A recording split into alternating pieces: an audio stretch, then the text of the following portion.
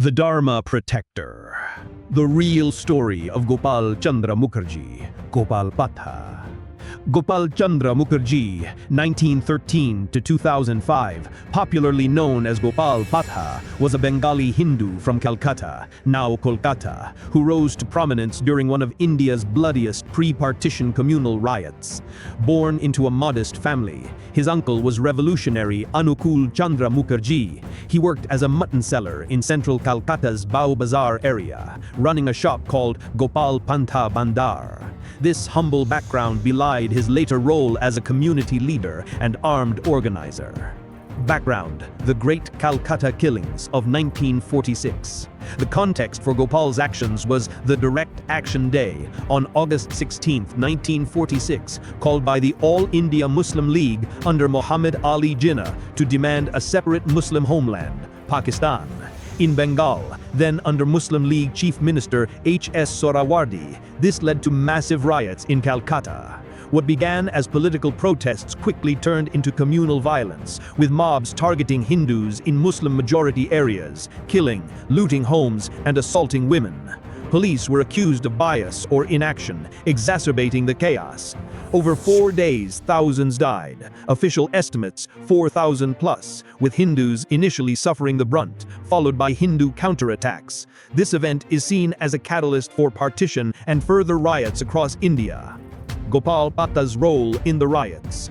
As violence erupted, Gopal, then in his early 30s, mobilized local Hindus to form a resistance group called the Bharat Jati Rakshak Dal, National Protection Squad. Drawing from his network of butchers, wrestlers, and youth clubs, he armed them with swords, sticks, and improvised weapons, sourcing from local markets and even slaughterhouses. From August 18 to 20, his group patrolled Hindu neighborhoods in north and central Calcutta, repelling attackers and launching counter-offensives. Accounts credit him with saving thousands of Hindu lives, protecting women from assault, and preventing the riots from spreading further into Hindu areas, potentially averting Calcutta's inclusion in East Pakistan, now Bangladesh. Heroic view. In interviews, including with his grandson and pro-Hindu sources, Gopal is portrayed as a lion who stepped up when authorities failed. He reportedly said, "I will not let a single Hindu be harmed," and his actions halted the initial one-sided massacre. For instance, he organized defenses in areas like Beliagata and Maniktala, killing or driving off rioters. Critical view. Historians like Andrew Whitehead describe him as a gunda who led targeted killings of Muslims in retaliation, contributing to the cycle of violence. His group was accused of atrocities, including murders, which escalated the death toll. Post-riots, he maintained armed patrols, sometimes extorting protection money, blending heroism with vigilantism. By the riot's end, Gopal had gained fame and infamy as a defender, but the events deepened Hindu-Muslim divides, leading to more violence in Noakhali, anti-Hindu riots, and Bihar, anti-Muslim reprisals. Interaction with Mahatma Gandhi. In early 1947, amid ongoing tensions, Mahatma Gandhi visited Calcutta to promote peace. He met Gopal at his mutton shop and urged him to surrender his weapons, emphasizing non-violence. Gopal refused, reportedly replying, "I will not lay down even a nail cutter if it has been used for the defense of Hindus." He argued that disarmament would leave Hindus vulnerable. Gandhi left without success, later focusing on Noakhali riots. This encounter is documented in oral histories and articles, symbolizing the clash between Gandhian pacifism and communal self-defense. Later life and legacy.